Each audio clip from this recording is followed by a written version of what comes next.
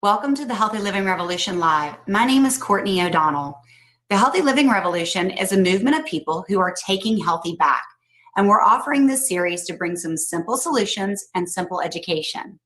Our speaker for this is Dr. Anna Maria Temple. Dr. Temple is an integrative pediatrician who has built her own practice here in Charlotte, North Carolina. She is currently studying for her functional medicine degree at the Cleveland Clinic. She received her medical degree from UNC Chapel Hill. Her focus is more on wellness and less on medicine. Thank you for joining us today, Dr. Temple. Hi, everybody. Thank you, Courtney, so much for your wonderful introduction. And I'm super excited to be here today to talk to you about ways to prevent the cold and flu. We know that is that time of the year, and everybody is running around stressed over what to do and how to prevent getting sick, especially during the holiday season. So I'm going to share with you a few tips on what to do for you and your family. So here we go. Let's get this going. All right. Well, these are cold and flu viruses, and we know they're circulating around us pretty much all season long. So a couple of ways that we prevent them from even getting into our nose and into our mouth is number one, we're going to be washing hands. And one way to teach our children to wash hands is going to be to sing a little song like the Happy Birthday song or sing ABCs while using soap and water for their hands. Please beware, do not use any antibacterial soaps as they have a carcinogenic ingredient in them, and stay away from hand sanitizers.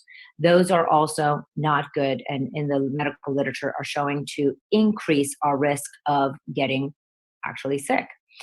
The other thing we need to do is cover our mouths with our elbows. When we sneeze or cough, we're spewing billions of virus particles out into the air. It only takes about 10 viral particles to enter someone's nose or throat in order for them to get sick. So please cough in your elbow and teach your children to cough in their elbows. Okay. So now we discussed that. Let's talk about what happens when the virus particles enter our nose and throat. Well, we have the antigens. Antigens are the viral particles. Let's call it the flu. So the flu is in bright orange and our antibodies are blue. Stay with me, getting a little nerdy, but it's really important to understand the basics of the immune system. Then the antibody, which in this case is of the tan, binds to the flu virus, which is green, and it tells the macrophage to eat him. So the macrophage cell eats the virus. And this is a quick summary of how the immune system is working. So our job is to make tons of antibodies and tons of macrophages. This will keep the flu virus from invading our body. So now, if we look at the schematic, forget the syringe, there's nothing to do with that.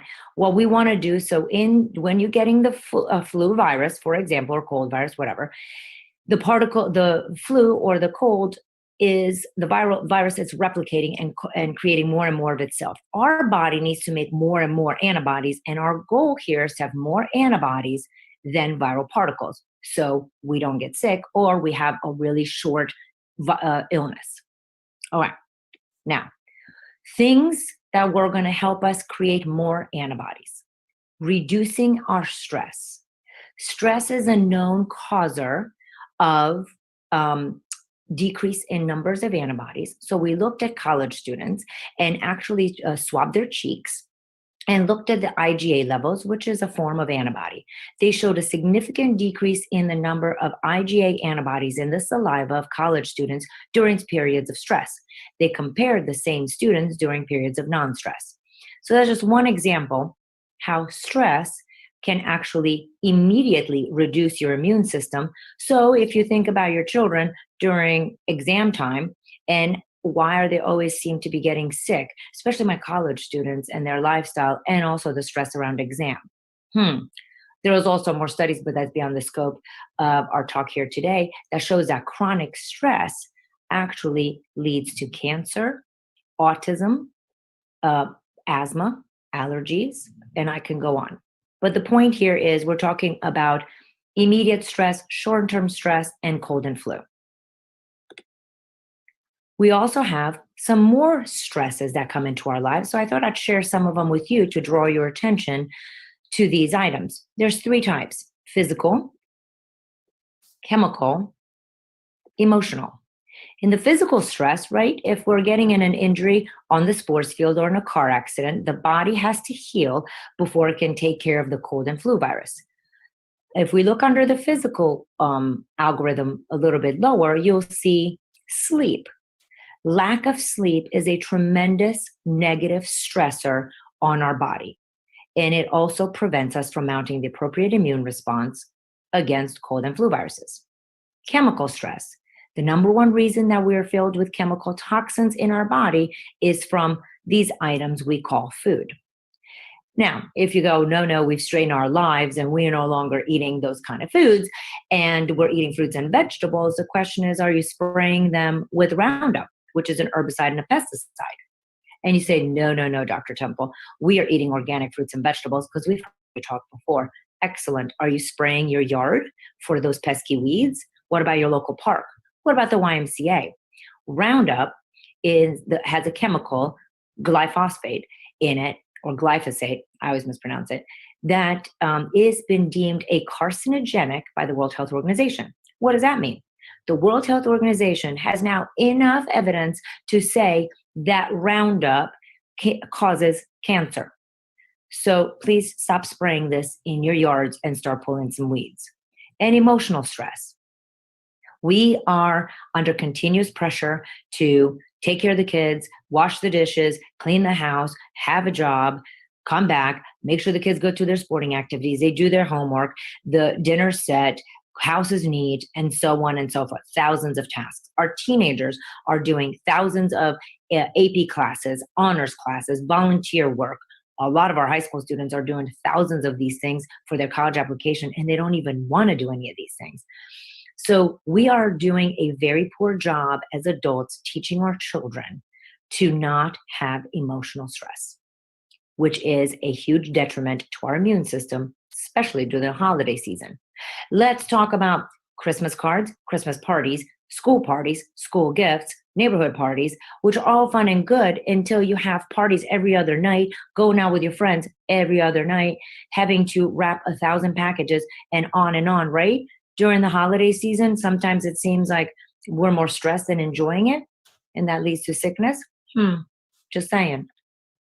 All right, speaking of sleep, my favorite.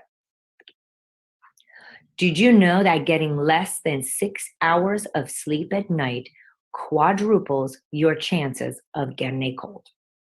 That means 4 times more. How much sleep do children need? So here's a handy dandy graph that you can view briefly on how many hours of sleep children need. Observe that teenagers are 7 to 11 hours at night. I would say in my practice about 9 hours is what they usually require. They're not getting it, that's what they require. The average teenager gets between 4 and 6 hours of sleep at night. The average adult sleeps with their phone in their room. 80% of adults sleep with their phone in their room. 10% of them sleep with their phone in their hand. Really, people? Everything I need to know I learned in preschool. Sleep is important. If you don't make sleep a priority, you will get sick this cold and flu season. Fitness. Let's talk about fitness and exercise. What's that got to do with it? Here's a lovely graph that I love that shows how your risk of getting a cold or an infection decreases as you increase the intensity of your workout. Now observe, inactivity means sitting down, not doing anything. In fact, inactivity is the new smoking. People who don't do anything have much higher chances of getting cold and flu and also cancer. Moving on. If you have medium, so what is medium activity? Means between 30 and 60 minutes activity a day, means walking in the park, doing yoga. You can certainly do CrossFit, but that's not necessary. Observe that in the elite competitors, the ones that work out hours a day, nonstop at the gym, that actually starts decreasing your immune system. So beware of your physical activity. Moderation is the key. Here's an example. Walking your child to school. 1 mile of walking each way equals 2/3 of your daily recommended 60 minutes of physical activity. So walking back and forth to school, you're 2/3 there. This is a favorite. What fits your busy schedule better? Because I hear this all the time, how busy people are. Exercising 1 hour a day or being dead 24 hours a day? Food for thought. Let's talk about food. Food is our genetic code. When we eat food, the minerals and vitamins and antioxidants in the food tell our body how to build cells. So, if we feed our body this, which by the way, here we're going to dispel a myth. There's no such thing as junk food. There's junk, which is this, and then there's food. The worst thing we've ever done is put a nutritional label on junk. And now we're implying that junk has nutritional value, right? And you say, what? That's not okay. Well, how about this? When we go to the store and you pick up a label, you're looking at the protein. Okay, good protein. Fiber, awesome. Sugar, not too much. Great, chuck it in the cart. Really? What are the rest of the ingredients? Be careful. Your body only understands the language you're giving it. So if you're speaking in junk food, your antibodies are going to be garbage and you're going to be plagued by cold and flu all winter long. Remember those kids or those people that have a recurrent cold all the time? They're sick all the time, wondering what their diet is like, or stress, or sleep, or activity level. How does food help us? Well, let's talk about nutrition defined. Food gives us micronutrients like calcium, potassium, vitamin B, zinc, magnesium, vitamin D. If you ever watch any of my social media stuff, you'll hear me talk about these mineral micronutrients all the time and how they benefit various parts of our bodies. We also have macronutrients. We have proteins, carbs, and fats. And healthy fats is what we mean. These are all important parts of the language that the body is looking for in order to have proper immune system. How about antioxidants? Antioxidants are enzymes, vitamin C, E, and beta carotene. What the heck are antioxidants? Well, the way I usually explain it is cells live and repair themselves and die every day. When the cells are doing their usual cell things every day, they create garbage and recycling. Those are called free radicals.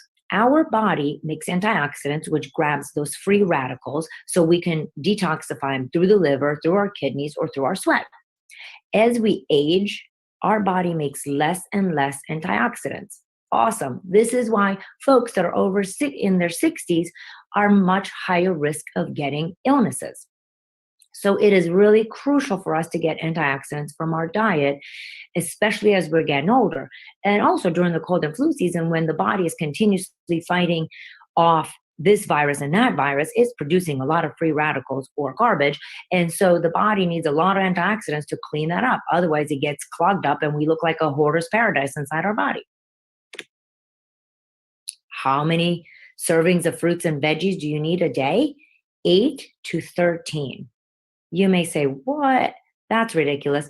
That's from from the public school, the School of Public Health from Harvard, And you may say 8 to 13, but my grandmother didn't need 8 to 13 servings of fruits and vegetables.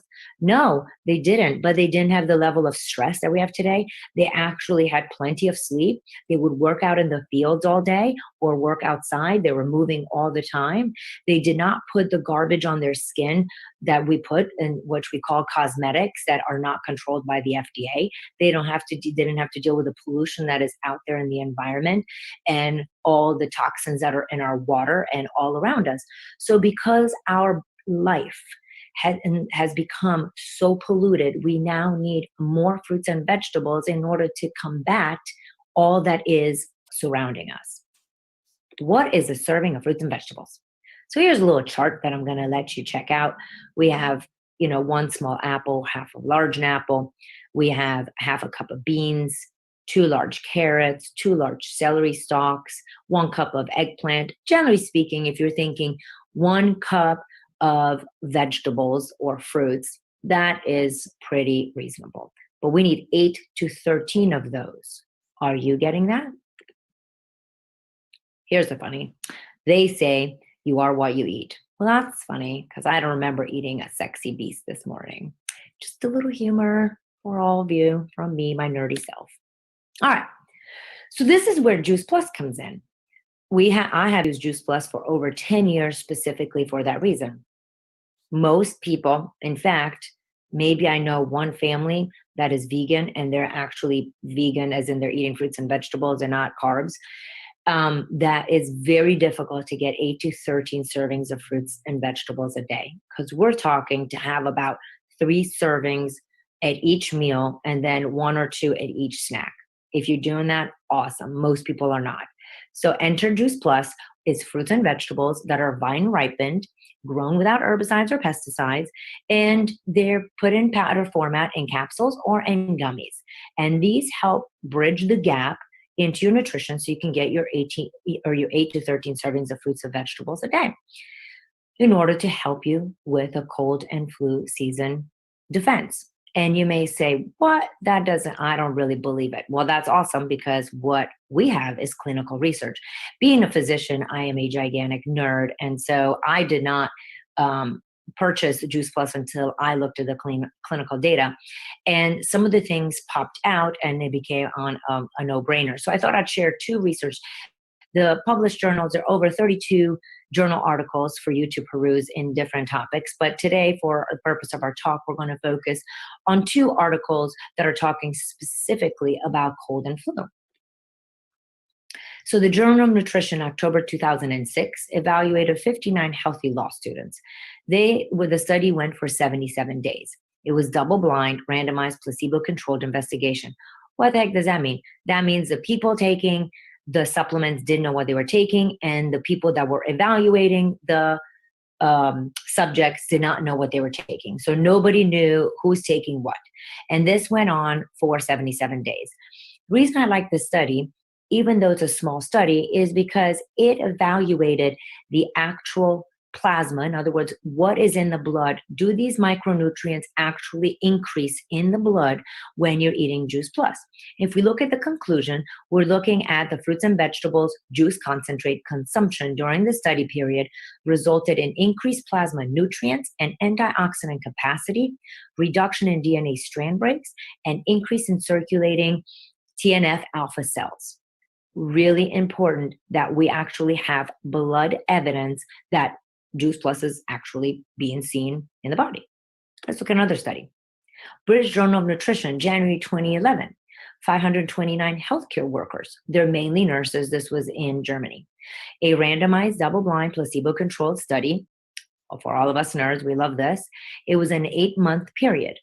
And the conclusion was the intake of dietary supplement from fruits and vegetables was associated with a 20% reduction of moderate or severe common cold symptom days in healthcare professionals, particularly exposed to patient contacts. So as you can imagine, as a physician, this study really spoke to me when I started taking Juice Plus, because it really validated that people in the industry that is focused on taking care of sick people can actually reduce getting colds. And if they do get a cold, it's going to be much shorter than people not taking Juice Plus. Thank you guys very much for your time and attention. I hope this was helpful. Hi, my name is Leah Bredehoft, and I'm the mama of 2 happy and healthy kids. But it wasn't always that way. Our health journey began when my now 5.5-year-old son was 19 months old. He developed chronic ear infections, and before we knew it, we had given him 7 rounds of antibiotics over the course of 5 months. Those antibiotics had totally compromised his immune system, and he just kept getting sicker and sicker. And unfortunately, by the time he was 2.5, we were on a daily regimen of 6 different medications because he had developed respiratory complications like asthma and allergies. So every day, my son was taking 2 different inhalers, 2 different antihistamines, a nose spray, and an anti-inflammatory. When you watch your 2-year-old do that and you're giving him a probiotic to try to boost his immune system, vitamins to try to supplement and help out, and watch him be a great eater, you just wonder, what else can I do? Because he's not getting better and he wasn't coming off the meds. So I reached out to a friend of mine who had told me about Juice Plus. And in my skepticism, we only started on the fruits and vegetables. And it was September, I remember, right at the beginning of cold and flu season. And I thought, here we go again. But lo and behold, September passed and he didn't get sick. So did October, so did November, and so did December. He wasn't getting sick. And so I knew there had to be something to these fruits and vegetables, but he still wasn't coming off of those medications. So I reached out to my friend again, and she said, why don't you try including the berry blend? And so we did. And slowly but surely, over the months of January, February, and March, we watched our son be weaned off of every single one of those daily medications that he was taking. And 7.5 months into our juiceplus journey, our son was completely med-free when our doctors told us that he would be on those meds for the rest of his life. Watching your son go from chronically ill to healthy and thriving is something that has no price. And knowing that your 3.5-year-old daughter, who started getting the nutrition of juiceplus through my breast milk when she was 5 months old, has never taken an antibiotic, has never taken any kind of prescription medication, and is healthy and thriving. All I can say is that we are forever grateful. Hi, my name is Angela. My background is in respiratory therapy and naturopathic medicine. I'm also the homeschooling mother of 10 children. And when I first came across juiceplus, I was looking for something to improve our immune system. We lived life so fully together that to get sick put us out of commission for a month or two. So I came across the research of juiceplus and was completely sold that our bodies could benefit from this product. And we got started, but we couldn't put everybody on at the same time. So we were about half on and half off. Eventually we caught a cold and I was pretty disappointed because I was hoping this would be huge for us. And in the end, it was. Those of us that were on the juiceplus were sick for maybe 3 days. And those of us that were off of the juiceplus had a bad respiratory bug for about 2 weeks. And so to see that kind of improvement was so fun. I felt like we had our own little population control study going on at home. It was really neat. Now, over time, we have noticed so many more improvements than just our immune system, from no more bleeding gums at the dentist to no more heartburn and increased energy. And the list, I'm sure, could go on. It's just been a wonderful choice for us. So thank you for letting me share. We would like to encourage you to get back to the person who invited you to view this webinar to learn more. Thank you again, Dr. Temple, and thank you all for joining us.